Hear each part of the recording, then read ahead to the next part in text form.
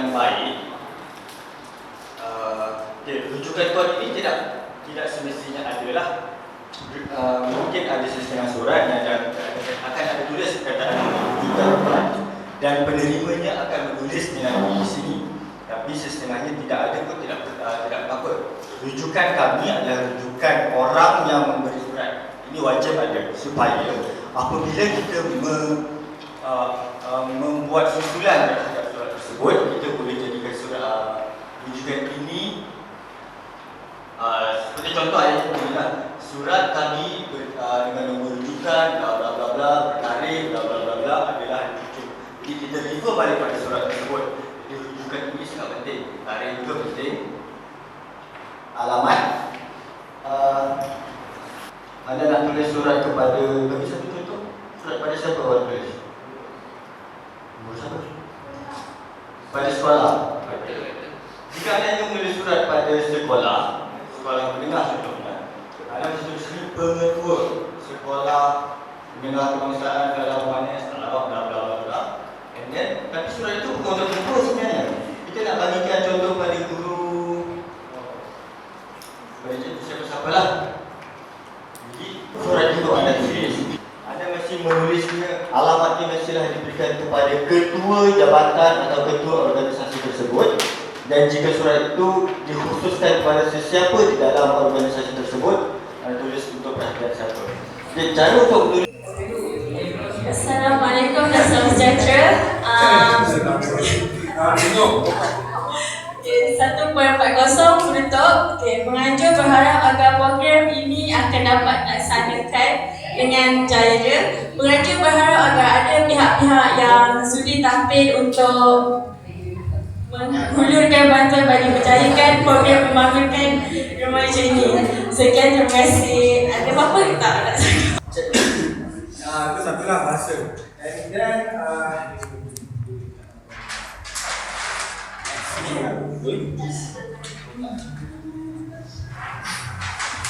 okey, macam objektif kita masih mula dari perkataan memberi, mengisi. Macam tadi saya dengar ada yang tulis perkataan akan start daripada sini kan. Itu bukan kaedah yang kita tulis objektif kan.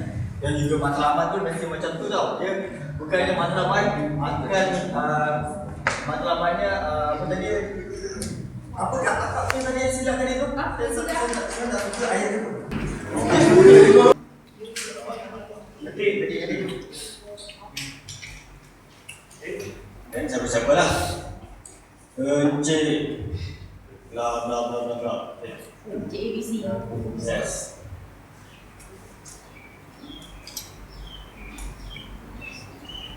Dia mesti U titik, P titik dan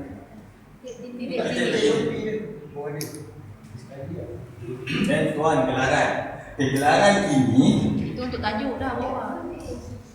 Gelaran ini kita boleh tulis, kita boleh type. Tapi ada setengah, jika anda perasan ada orang yang akan ada setengah surat yang anda terima, tiba di sini ditulis gunakan tangan. Pernah jumpa tak surat itu? Nah. Ini bergantung kepada amalan jabatan atau amalan organisasi tersebut lah. Dia boleh tulis atau mungkin ada setengahnya mungkin bosnya suka kalau dia nak tulis sendiri sebab kita rasa macam kalau setakat tuan mungkin tak terlalu mungkin. Contoh bagi filing system tuan dan puan boleh, tidak ada masalah. Okay, next.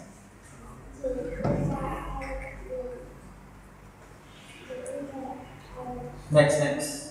Bila file perlu ditutup? Setelah kandungan mencukupi 100 atau telah padat? Surat kat file tidak perlu terlalu tebal. Biar dia sedang elok untuk kita tengok lah. Sedang elok untuk kita pegang dan baca. Kadang kalau surat itu sampai beratus-ratus surat dalam satu file, kadang-kadang kita dah review pun payah.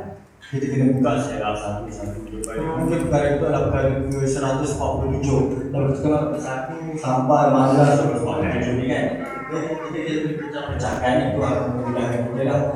Dan kadang-kadang surat itu juga tebal. Maksudnya kadang-kadang apa saja surat kalau halaman sekali dan lengkap. Dan contoh kita sekejap.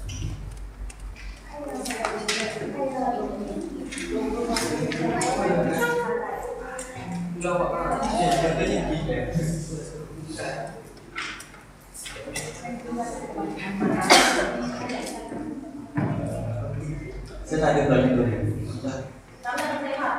Faham Saya dalam sebenarnya seperti dalam kami tak faham.